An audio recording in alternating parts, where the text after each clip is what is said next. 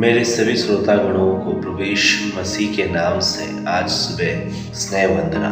प्रेरितों का काम 11वां अध्याय उसका 24 और 25वां वचन जो बरनबास के बारे में लिखा गया है।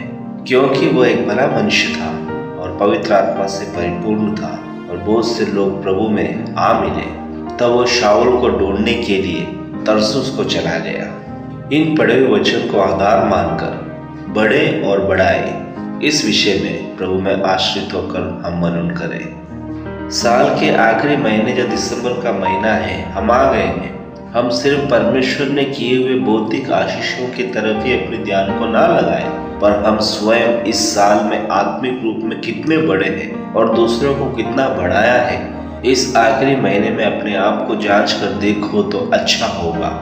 इस जीवन की यात्रा में प्रभु के अनुग्रह में बढ़े हुए कई लोग दूसरों को ना बढ़ाकर उन्हें जब गिराते हैं, और इस अनुभव से गिरे हुए लोग जब बिखर रहे हो, और जब आप इस चुनौती को स्वीकार कर और अधिक जोशीले होते हैं और आपके व्यक्तिगत आत्मिक बढ़ोतरी ऊर्जा में बदल जाता है, तो वास्तव में परमेश्वर की प्रसन्नता आपके जीवन में होगी। ऐसे बढ़े हुए लोग एक अवसर मिलने पर, हम भी पहले दूसरों के द्वारा बिखरे हुए लोग थे समझकर दूसरों को ना गिराते हुए बढ़ाने वाले लोग होंगे।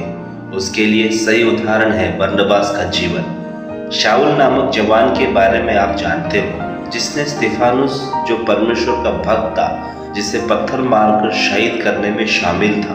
प्रेरितों का काम 8वां अध्याय उसका 3रा वचन के आधार पर वह घर घर घुसकर पुरुषों और स्त्रियों को घसीट कर बंदीगृह में डालता था और कलीसिया को उजाड़ भी रहा था। यह शाऊल नामक व्यक्ति था। अंततः यरूशलेम से दमिश्क की तरफ जो प्रभु यीशु मसीह को मानते हैं, उन्हें बांधकर यरूशलेम लाने की चिट्ठी लेकर जा रहा था। उस यात्रा में प्रभु यीशु मसीह के साथ हुए आकस्मिक मुलाकात से वो प्रभु यीशु मसीह का अभिषिक्त बनकर बदल गया। प्रिय लोगों, हम स्वयं दूसरों को बढ़ाने वाले बने, ऐसा परमेश्वर हमारे लिए इच्छा रखता है। इसका प्रमाण है कि शाऊल के जीवन के बदलाव के लिए परमेश्वर का शब्द है, जो हननिया और दूसरे दमिश्क के विश्वासी और प्रभु का भक्त बरनबास भी यह हमें सच्चाई बता रहे हैं। मार्ग में शाऊल से मुलाकात करते हुए प्रभु यीशु मसीह इस प्रकार कह रहे हैं, मैं वही हूँ जिसे तू सताता है। यह बोलते हुए बाकी काम प्रभु यीशु मसीह अपने चेलों को सौंप रहा है। शाऊल से प्रभु बोल रहा है, तो उठकर नगर में जा, तुझे क्या बोलना है मैं वहां पर बताऊंगा। अब यहाँ पर शाऊल के लिए प्रार्थना करना हो या शाऊल से क्या क्या बोलना है, वह सब हननिया को प्रभु यीशु मसीह सौंप रहे हैं। शाऊल ने यरूशलेम में किए हुए सारे अत्याचार दमिश्क में रहने वाले चेलों के कानों में पहुंचने से और शाऊल के आगमन से भयभीत होकर बैठते समय प्रभु परमेश्वर ने असाधारण रीति से परिस्थिति को बदल दिया। शाऊल का हृदय परिवर्तन हुआ है। यह प्रभु यीशु मसीह के चेलों को विश्वास करना भी मुश्किल हो रहा था और वो भयभीत थे।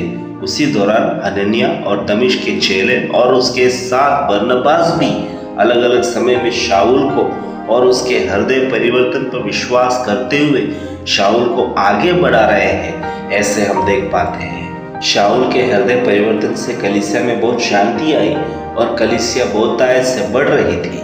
बरनबास जो बहुत व्यस्त रहता था, परंतु यहाँ पर बरनबास अपने व्यस्त कार्यक्रम को दरकिनार करके हमने पढ़े हुए वचन के आधार पर बरनबास तरसुस में शाऊल को ढूंढने के लिए चला गया। जब शाऊल मिल गया तो वह शाऊल के साथ अंताकिया लौट आया। इसके पश्चात 1 वर्ष तक आराधनालयों में जाते और बहुत से लोगों को संदेश सुनाया करते थे। प्रिय लोगों, शाऊल को ढूंढकर सेवकाई में सहभागी बनाकर एक शब्द में बोले तो शाऊल को पौलुस में बदलने के लिए और सेवकाई में बढ़ाने के लिए बरनबास ने बहुत बड़ी भूमिका निभाई है। हमारे जीवनों से यदि हम कुछ बन भी जाए और कुछ बन भी ना पाए, परंतु हम किसी को बढ़ाने वाले या बनाने वाले हो पाए। यदि हमने इस साल में इस अंतिम महीने तक किसी को भी दुखी करके बिखेरे हो, तो आज आप प्रभु से क्षमा मांगते हुए यह साल समाप्त होने से पहले किसी को बढ़ाने के लिए, किसी को सहारा देकर खड़ा करने के लिए मुझे उपयोग करना, प्रभु से हम प्रार्थना करें, उसके लिए प्रभु हमारी सहायता करने पाए। Have a blessed day.